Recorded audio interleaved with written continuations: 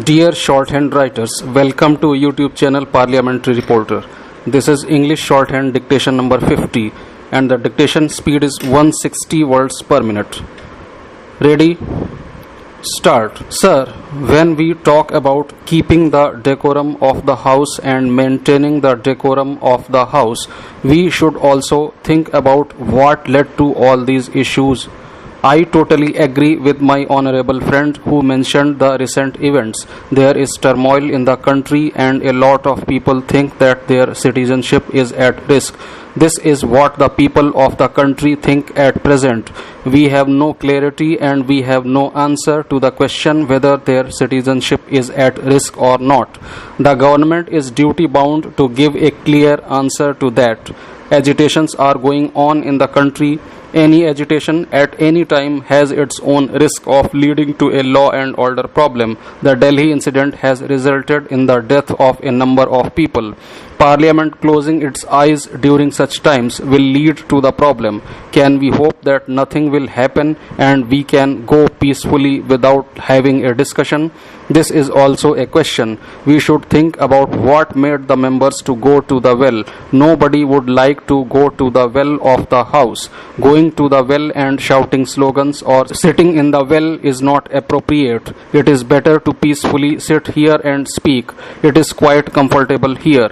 Why should members go to the well and shout slogans? It is a difficult job. So the government also has some role to play. The government could have taken a lenient view and could have discussed what happened in Delhi under our nose. Few minutes could have been given to discuss that. That is also an issue. As Honorable Defence Minister is here, the government should give some clarity on the NPR and NRC. Why is the government silent on that? The government should give answer to the nation as to whether some people in the country will lose their citizenship or not. Who has the right to take away the citizenship of the people? The government should give answer to it. All of us have committed to the Honorable Speaker to keep decorum and maintain dignity. We have given a word and we will keep our word. There is no doubt about that. But I would say that the government also has some responsibility to clarify certain things. Honorable Speaker Sir, first of all we express our pleasure in seeing you back in the chair after 2 or 3 days. For maintaining the decorum and dignity of the House, I feel that the government as well as the opposition is having equal responsibility because it is the right of the opposition to dissent. The dissent need not be agreed to by the government. But if we examine the second session of the 17th Lok Sabha and the first part of the third session also, we would find that the entire opposition had fully cooperated with the government. It was the most productive session. No fault was found on the part of the opposition. We fully cooperated and even the Honorable Prime Minister had congratulated all the members of the House. He said that we had a very productive session.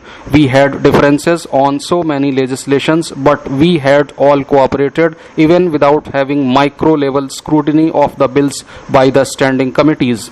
Many legislations were passed. But it is quite unfortunate to see things which happened during the last 4 days. I am not going to repeat it, but we all know it. I am not opening the issues, but we demanded a discussion under Rule 193 regarding Delhi riots. But unfortunately, the government was not willing to concede to the demand of the opposition because of the reasons best known to the government. Anyway, finally it has been agreed to. We do not feel happy in coming to the well, as has been said just now by my esteemed colleague from the Congress party. It is not a good thing. We have to keep and maintain the decorum of the House. Definitely we will do it and we would render full support. On 4th March 2020, I also went to the well. I had gone to that side because Vivad Se Vishwas bill was being passed in the din.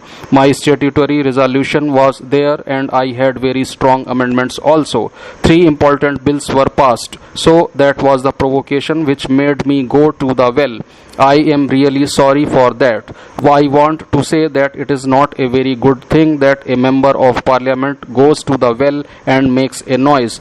But the government has to take care of the opposition. The opposition should be taken into confidence by the government. Instead, the government wants to pass some urgent legislations in the din.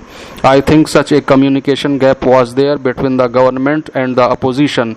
If it is decided to pass some legislation because of its overall importance for the country, definitely the opposition will agree to that. Such a consensus, mutual cooperation and communication are highly essential to run the House in a smooth manner. This is a suggestion which I would like to make. On behalf of all of us, I also appeal to the Honorable Chair to please revoke the suspension of all the 7 members. Let the House function in a smooth way with the cooperation of the opposition. The government should always take the opposition into confidence. Honorable Speaker, sir, thank you for giving me this opportunity. I rise to speak in the discussion on the Delhi riots. I am not speaking in a happy frame of mind because 72 years ago, riots broke out in Delhi after Mahatma Gandhi was murdered by a Hindu fanatic. Bapu has been murdered again in Delhi. I was listening to the speech of the honorable member from the ruling party. Her speech, if made outside, could be termed as a hate speech. I have seldom heard such a biased communal speech ever. The honorable member was forthright in her defense of the man who went to Maujpur with 300 people and started the riots. She spent 5 minutes defending the most hated man. She is the best devil's advocate possible. She has also been an advocate for the Delhi police, which has shown total inaction and ineptness in this whole riot in Delhi. Unfortunately, there are not many takers for her speech. First, you took action in JNU against students. Then the police went to Jamia Millia and beat up students inside the library. And then in the run-up to the Delhi election, one minister of the government used violent words and an MP of Delhi from the ruling party further made an incendiary remark about the Shaheen Bagh protesters. All of this culminated in the Honorable Home Minister's current remark. I know that out of the 53 people killed, there were 2 policemen, 11 people from the majority community and 40 people from the minority community. I am not naming any community, but it is obvious that the minority community suffered more. Thousands of people have fled from the affected areas and gone to their villages in Uttar Pradesh and Haryana. Some of them are living with relatives elsewhere in Delhi. At this stage, I feel bad standing face to face with the Home Minister. He should acknowledge responsibility for his failure to control or stop Delhi riots and bring peace in 3 days. He is the man who could not prevent riot in Delhi at a place which is 10 kilometers from the headquarters of Home Ministry. If he cannot control Delhi, how will he control this huge country? Such a thing cannot happen in a large democracy like India, which has become the homeland to people of various religions. Sir, compensation to the victims should be provided. I also suggest that those who have lost their important official documents due to the said unrest, proper arrangements for speedy recovery through digital records or fresh documentation of such documents should be made for them at the earliest without harassing the victims. We stand for safeguarding the secular fabric of the nation and believe that all religions have an equal place in this beautiful country of ours, which has spread the ideals of dharma and ahimsa and withstood the vagaries of invasions carried out by the people of different faiths. Honorable Chairperson, sir, despite all the shortcomings, we stood united, and there is no reason to believe why we should not continue and pursue the policy of coexistence. To further emphasize the point and for the need to show respect towards all religions, our party practices and preaches religious tolerance and does not endorse disputes of any kind on religious grounds. This is a country which has produced great philosophers, thinkers, statesmen, and scholars who had made their impact overseas and told the world about the greatness of India, which did not invade any country to conquer territory or expand its rule. People of various religious faiths have come into this country and have been living peacefully.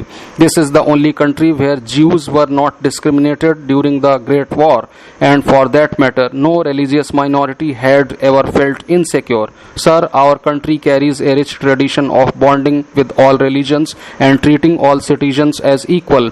Our party believes that this tradition should continue and the secular fabric should further enhance its glow to show the glitter of harmony to the entire world. Irrespective of caste, creed, or religion, we all are united in our fight against intolerance.